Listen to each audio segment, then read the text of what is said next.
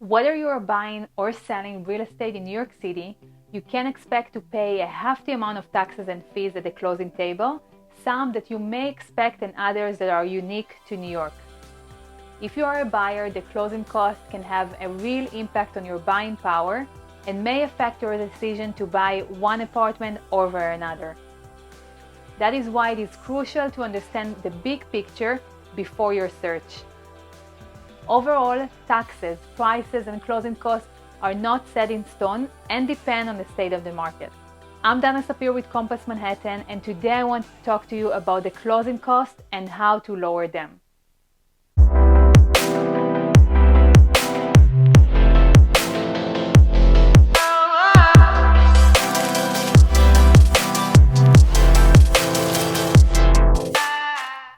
So a good rule of thumb is to set aside roughly 2 to 3% of the purchase price, or 3 to 4% if the apartment is over 1 million, or if you're buying a condo. If you're buying a brand new condo, prepare to pay up to 5% of the purchase price in closing costs.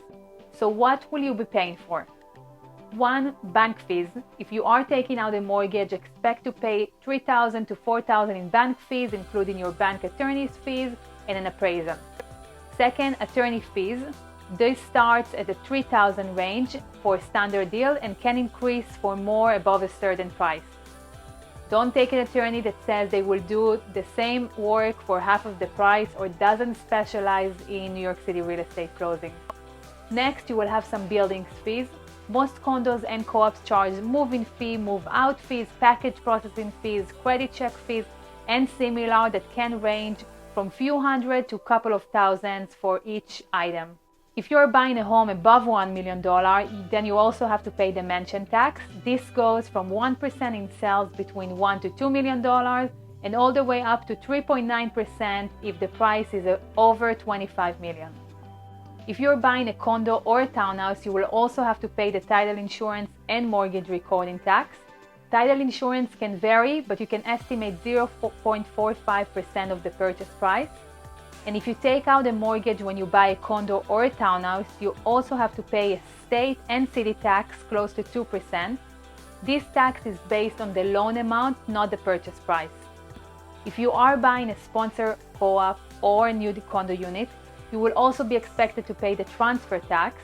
And in New York City, the transfer tax ranges between 1 to 1.5%, and then the state tax is additional 0.4%. On a new condo purchase, you might also be expected to pay for the developer legal fees, part of the super apartment if any, as well as some other building insurance costs for the first year. That said, an oversupply of apartment in a higher-end buildings in New York City means many developers or sponsors are willing to pay your transfer tax, attorney fees, and other fees. Lastly, have you heard about the flip tax? Some co-op and condos buildings have flip tax, also known as the transfer fees, ranging anywhere from 1 to 5% of the purchase price. Some buildings charge 10% of the seller's profit. So the flip tax are not really taxes, but there are fees that pay to support the building reserves and capital improvement. In some buildings, the buyer pays, and in others, the sellers, and that depends on the market. So that's a lot of money on top of your already high New York City purchase price. So let me tell you of a few ways you can structure the deal to advantage and try to lower your closing costs.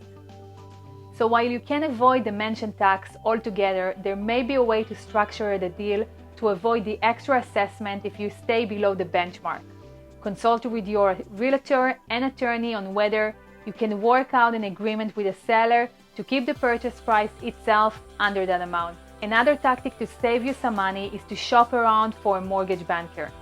Some loan officers will compete to get your business by offering some concessions to cover various expenses like the credit check or UCC filing fee. You can also try to save on your mortgage recording tax. If you are getting a mortgage and your seller is still paying off their mortgage, you can ask your attorney if a purchase of CEMA, which is a consolidation, extension, and modification agreement. If that makes sense, that might save you a lot of money. This is the little-known mortgage maneuver involved combining the seller mortgage with the buyer mortgage and then legally modifying the term to the current rate. The result in New York City is saving on your mortgage tax as much as 1.9% of the seller's or buyer mortgage amount, whichever is lower. Another way to save on the closing cost is to buy a new development in a building with large tax abatement or buy almost new. So buying into a building with heavy tax abatement can significantly lower your monthly costs for years to come. Another option is to buy an apartment that's only slightly lived in, so this saves you all the developer closing costs and is almost like new. My final tactic is to try to ask for closing credit. Although developers selling condos are probably unwilling to budge on the price, they may offer what's called a closing credit. That's a sum that's given back to you at closing.